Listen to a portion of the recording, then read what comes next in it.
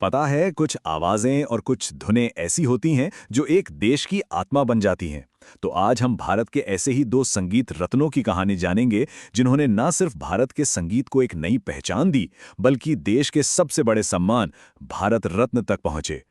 सोचने वाली बात है ना। आखिर ऐसी क्या चीज होती है जो किसी संगीतकार को सिर्फ एक माहिर कलाकार से एक अमर हस्ती बना देती है? क्या ये सिर्फ सुर और ताल का ज्ञान है, या फिर इससे कहीं बढ़कर कुछ और है? चलिए इसी सवाल का जवाब ढूंढते हैं। तो हमारा सफर कुछ इस तरह से आगे बढ़ेगा। पहले हम मिलेंगे शहनाई के जादूगर से, फिर जानेंगे सुरों की देवी के बारे में, और आखिर में बात करेंगे उनकी उस विरासत की जो हमेशा जिंदा रहेगी। तो चलिए शुरुआत करते हैं, और शुरुआत उस शख्स से जिनकी शहनाई की गूंज आज़ाद भारत की पहली सुबह की आवाज़ बनी।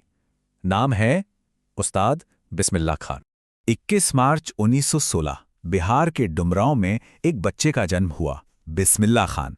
कहते हैं ना, संगीत उनके खून में था। लिटरली उनके पूर्वज सब दरबारी संगीतकार थे, तो सुर और साज तो विरासत में ही मिले थे उन्हें। ऐसा लगता था जैसे जैसे वो और उनकी शहनाई एक दूसरे के लिए ही बने थे।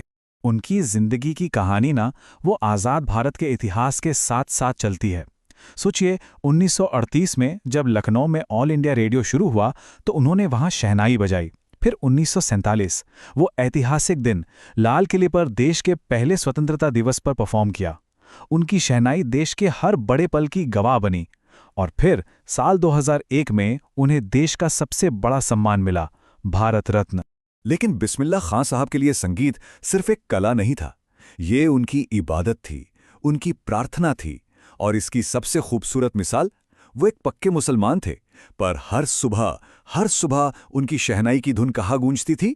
वाराणसी के काशी विश्वनाथ मंदिर में, गंगा के किनारे। उनके सुर मजहब की हर दीवार को लांघ जाते थे। उनसे पहले शहनाई को ज्यादातर मंदिरों या शादियों का इंस्ट्रूमेंट माना जाता था, पर उन्होंने अकेले ही इस साज को वहां से उठाकर दुनिया के बड़े से बड़े स्टेज तक पहुंचा दिया। अमेरिका, कनाडा, ईरान, यूरोप, पूरी दुनिया उनकी शहनाई की दीवानी हो गई। तो असल में उस्ताद बिस्मिल्लाह खान सिर्फ एक म्यूजिशियन नहीं थे, वो भारत की उस गंगा जमनी तहजीब का जीता जागता प्रतीक थे। उनकी पूरी जिंदगी हिंदू मुस्लिम एकता का एक जबरदस्त संदेश देती है। चलिए अब उत्तर से चलते हैं दक्षिण की तरफ, उस आवाज की कहानी सुनने जिसे लोग भक्ति और आध्यात्मिकता का दूसरा नाम मानते थे। कर्नाटक संगीत की देवी MS सुब्बुलक्ष्मी। उनका जन्म हुआ 16 सितंबर 1916 को मदुरई, तमिलनाडु में। बिल्कुल बिस्मिल्लाह खां साहब की तरह उनके घर का माहौल भी पूरी तरह से संगीतमय था।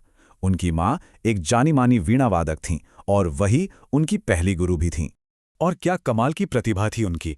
इतनी छोटी सी उम्र में उन्होंने अपना पहला एल्बम रिकॉर्ड कर लिया था। बहुत जल्द अपनी माँ के साथ स्टेज पर भी आने लगी। लेकिन फिर आया साल 1945, एक फिल्म आई मीरा, और बस उस फिल्म ने उन्हें पूरे देश में स्टार बना दिया। उनकी आवाज हर घर तक पहुंच गई। उन्हें जो अवार्ड्स और सम्मान मिले, उनकी लिस्ट भी जबरदस्त है। Padma Bhushan, Raymond Magsaysay award, Padma Vibhushan, list चलती जाती है। और फिर 1998 में उन्होंने इतिहास रच दिया। वो भारत रत्न पाने वाली पहली संगीतकार बनी। ये एक ऐसी उपलब्धि थी जो पहले कभी नहीं हुई थी। उनकी आवाज में आखिर ऐसी क्या बात थी? कहते हैं कि खुद महात्मा गांधी उनके भजन सुनकर इतने भावुक हो जाते थे, आंखें नम हो जाती थी। उनकी आवाज में ना एक ऐसी पवित्रता थी, एक ऐसी शुद्धता थी जो सुनने वाले को सीधा ऊपर वाले से जोड़ देती थी।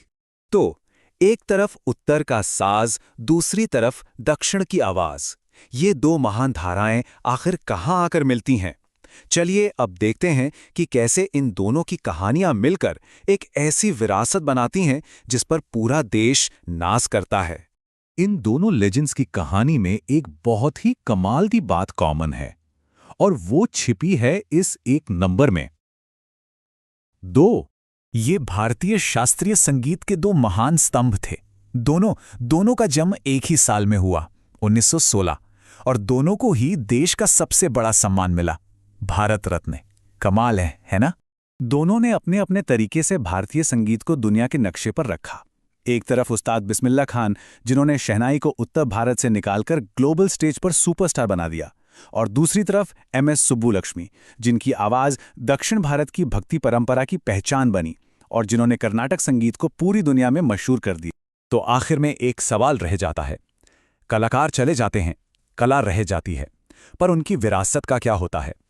बिस्मिल्लाह खान की शहनाई हो या सुब्बुलक्ष्मी जी के भजन, आज भी वो हमारी खुशियों में, हमारी प्रार्थनाओं में, हमारी जिंदगी में शामिल हैं। उनकी असली विरासत अवार्ड्स या इतिहास की किताबों में नहीं है।